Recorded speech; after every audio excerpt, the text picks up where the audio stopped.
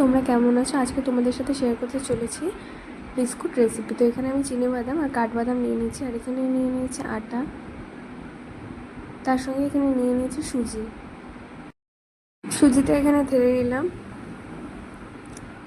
তারপরে দিয়ে দিলাম এখানে আটা, তারপর চিনির গুঁড়ো,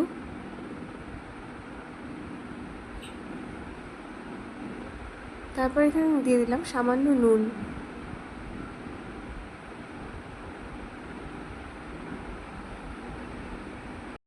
চিনি বাদাম ও কাঠবাদাম একটু হালকা করে পেস্ট করে নিলাম, তারপর এখানে দিয়ে দিলাম ঘি,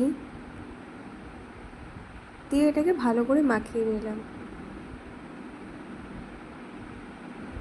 তারপর সামান্য জল দিয়ে এটাকে একটা ডো তৈরি করে নেব। তারপর নিজের ইচ্ছা মতন যেমন খুশি তেমন শেপ দিয়ে দেব।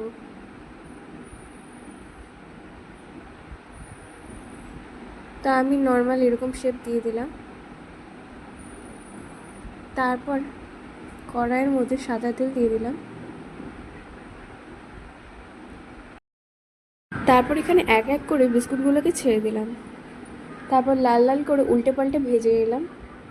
সো ফাইনালি আমাদের বিস্কুট রেসিপি তৈরি। যদি ভিডিওটি ভালো লেগে থাকে লাইক কমেন্ট শেয়ার সাবস্ক্রাইব করে দিও, পাশে থেকো।